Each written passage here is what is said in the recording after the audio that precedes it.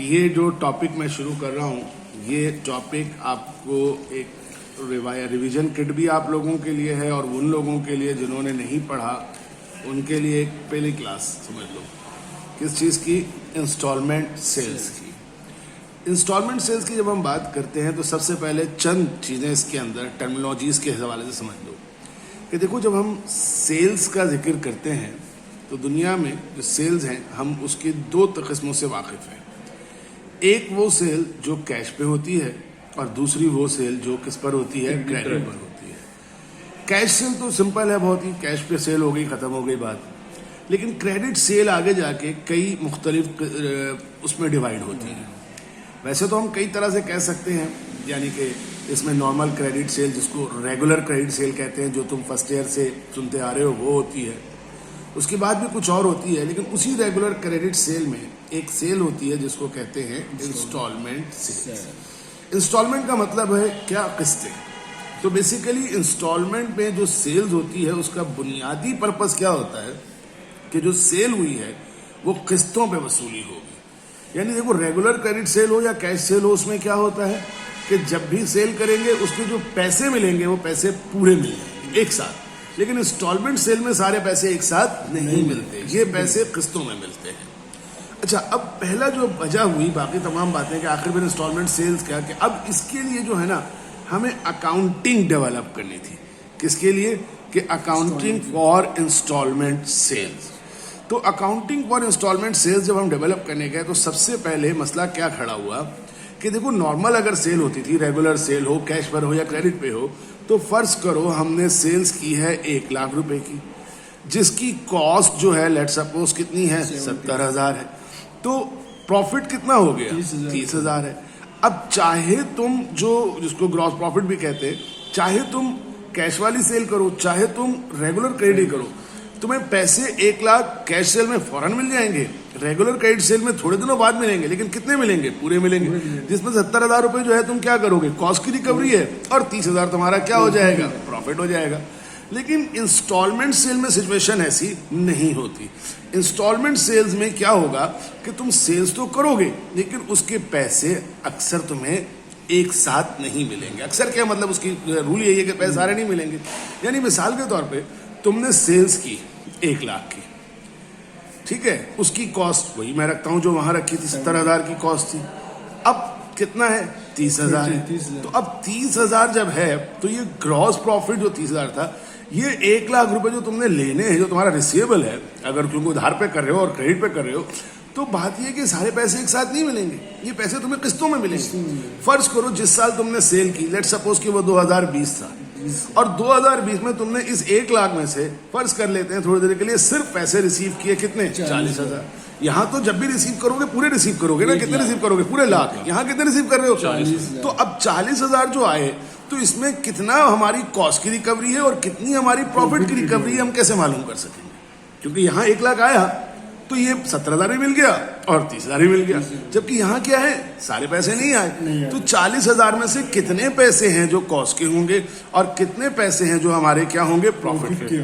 तो बेसिकली ये रूल रखा गया कि हम इसको 2 हिस्सों में तोड़ देंगे और इसको हम तोड़कर उस हिस्से को वो रेट इस्तेमाल करते हैं जो इनके दरमियान है। अगर तुम इनके दरमियान रेट देखो तो कितना परसेंट बनता है? 30% बनता है। कैसे निकलेगा कि हम 30,000 को 70,000 से डिवाइड कर देंगे। यानी हम यूं कहेंगे कि 40,000 का 30% जो कि बनता है कितना? 12,000। 12,000 हमारे प्रॉफिट की रिकवरी है और बाकी जो बच जाता है हमारे पास, कितना बचेगा बाकी? 28,000। ये 28,000 असल में हमारी किसकी रिकवरी है? कॉस्ट की।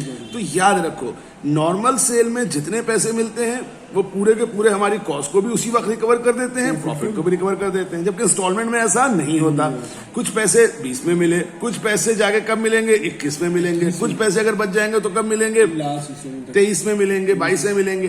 तो हमें हर साल प्रॉफिट निकालते वक्त ख्याल रखना है कि हमने कितने पैसे क्या किए हैं, कितने पैसों की कलेक्शन की, और उसका एक खास परसेंटेज होगा जो कि हमारा क्या होगा? प्रॉफिट।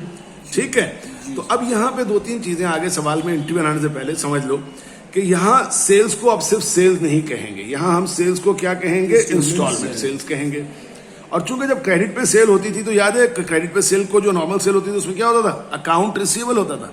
यहाँ अकाउंट रिसीवेबल को सिर्फ अकाउंट रिसीवेबल नहीं कहेंगे बल्कि कहेंगे इंस्टॉलमेंट अकाउंट रिसीवेबल। जब कॉस्ट होती थी तो याद है नॉर्मल सेल में हम लोग कॉस्ट ऑफ गुड्स सोल्ड कहते थे, यहाँ कॉस्ट ऑफ गुड्स सोल्ड को हम अक्सर नाम देंगे कॉस्ट ऑफ इंस्टॉलमेंट सेल्स का नाम देंगे, ठीक है।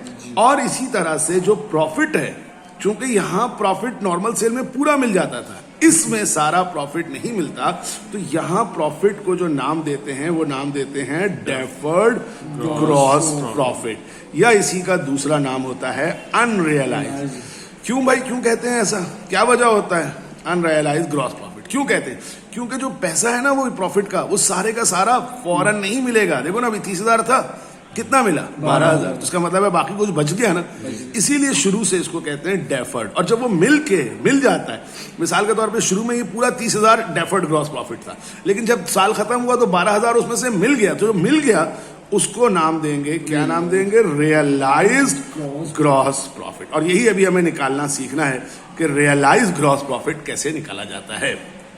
अच्छा, इसी के साथ यहां पर एक लफ्ज सुनोगे, डाउन पेमेंट। डाउन पेमेंट का मतलब होता है वो पेमेंट जो इंस्टॉलमेंट के सेल के वक्त देते हैं। अक्सर बच्चे डाउन पेमेंट को कह देते हैं एडवांस पेमेंट, एडवांस नहीं होता।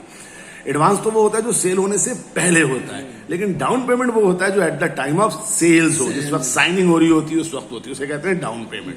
और आखिरी जो किस्तें आती हैं उसको हम कहते हैं कलेक्शन ऑफ इंस्टॉलमेंट।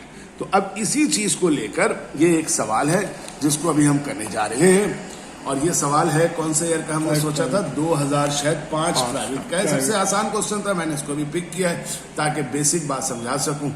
तो ये 2005 प्राइवेट का क्वेश्चन नंबर 2 हम सॉल्व करने हैं।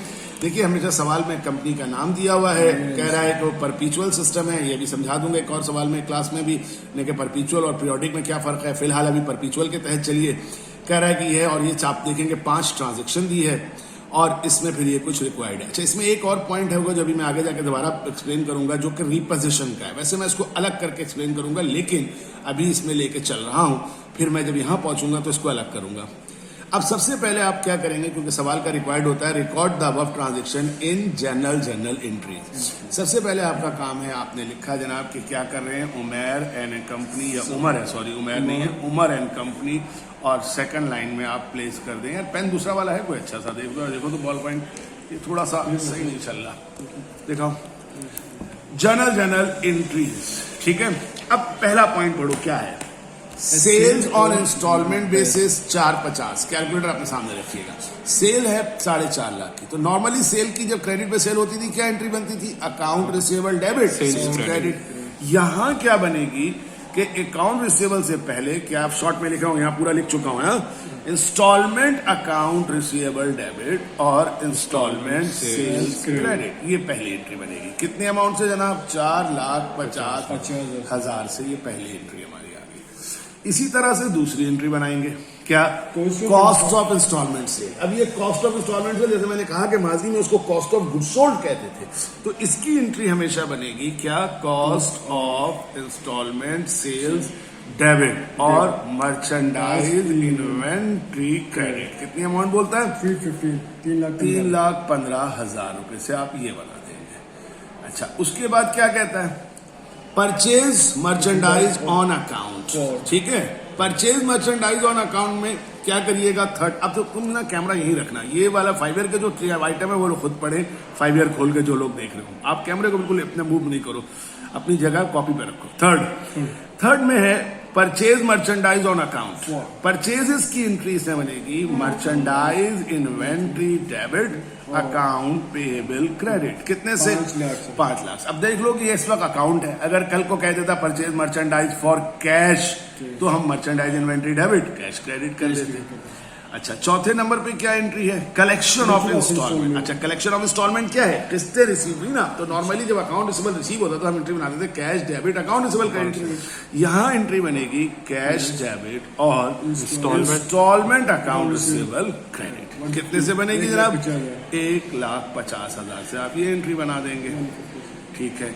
उसके बाद 5वें नंबर पे एक आती है एक्सपेंसेस पेड।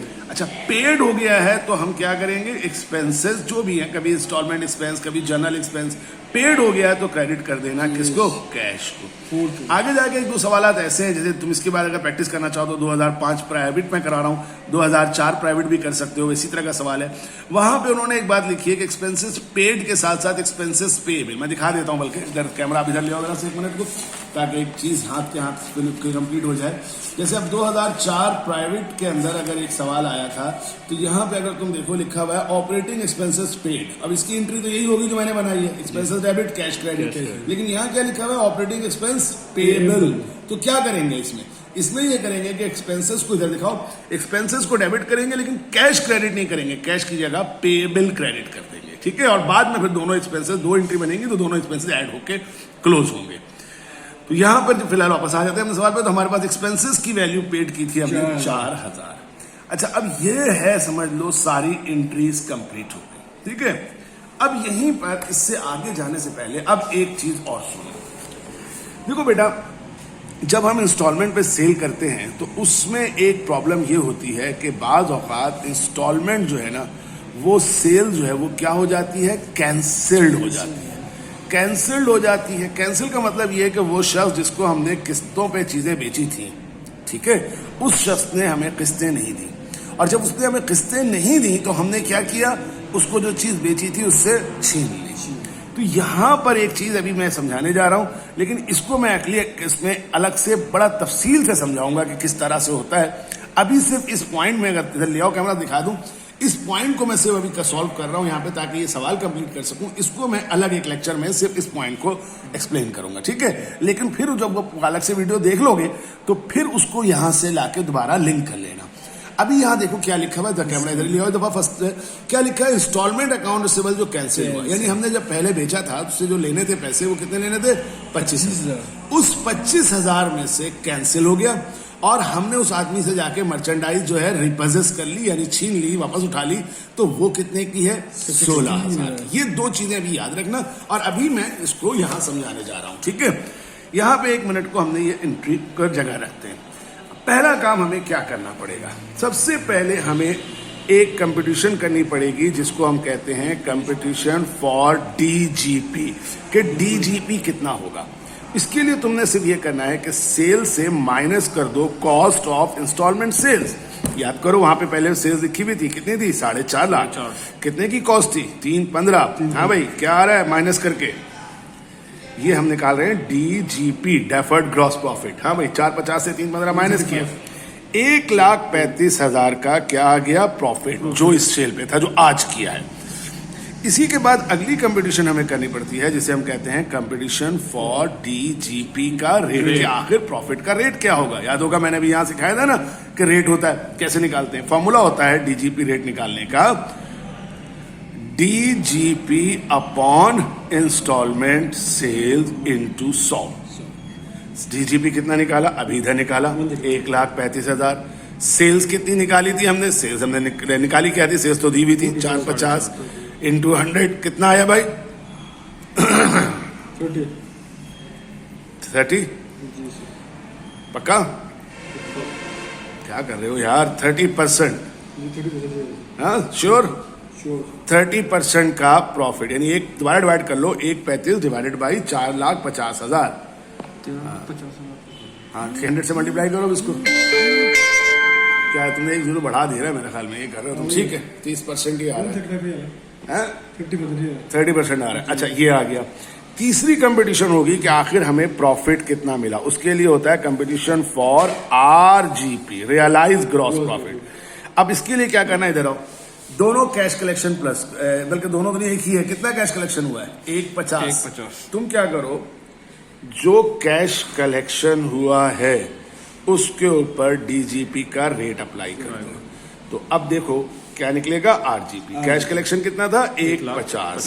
150 का ले लो 30%, हाँ भाई, अब कितना आएगा, 45,000।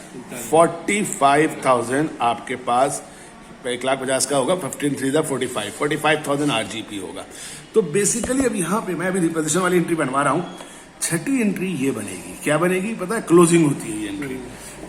Instalment sales debit, cost of instalment sales credit और डीजीपी क्रेडिट। सेल्स कितनी थी? 415 डेबिट कर दो, जो यहाँ क्रेडिट 450 आप देखिए वहां जो क्रेडिट थी उसको उठा के आप यहाँ डेबिट कर दो। कॉस्ट कितनी थी? 315, तो 315 से कॉस्ट को क्लियर कर दो। थोड़ा सा ऊपर रख लो ताकि बार बार मूव नहीं करो, कैमरा एक जगह फ्रीज रखो, पूरा पेज आना चाहिए। और डीजीपी वही निकलेगा हमारे पास जो हमने निकाला था, 1,35,000। अब खुद देखो, ये पैसा प्रॉफिट था जो मिलना था, लेकिन मिला कितना? हमने यहां निकाला था, कितना निकाला था? 45,000। तो अगली एंट्री हमेशा ये बनेगी क्या? डीजीपी डेबिट और आरजीपी क्रेडिट कितने से? 45,000 से। लेकिन बेटा अब आखिरी काम करने से पहले जो ये एक एंट्री रह गई थी उसको कंप्लीट कर रहा हूं और फिर दोहरा रहा हूं। मैं ये एंट्री यहाँ पे डायरेक्ट बना रहा हूं इसको समझाने के लिए, जो मैंने अभी बाद में अगली वीडियो होगी उसमें उसके सारे केस समझाऊंगा। अब इसके लिए लेकिन करना सिर्फ ये होता है कि एक कंपटीशन करनी होती है, कंपटीशन फॉर लॉस और gain on instalment account receivable cancel, या आप कह सकते हैं इंस्टॉलमेंट रिपोजेस्ड। इस पर हम एक कैंसिलेशन की एक कंपटीशन करते हैं। सबसे पहले देखिए कि उसमें कितना कैंसिल कह रहा था, कितना अकाउंट रिसीवेबल कैंसिल हुआ। तो क्वेश्चन में था 25,000 कैंसिल है। अब जो कैंसिल हो रहा है उसमें से पहले माइनस कर देते हैं प्रॉफिट को, जो कि कैसे निकलेगा? इस 25,000 का, सर जरा सही से परसेंटेज दीजिएगा, इस 25,000 का 30% ले लीजिए, 6 और 7,500। चेक करो जल्दी से।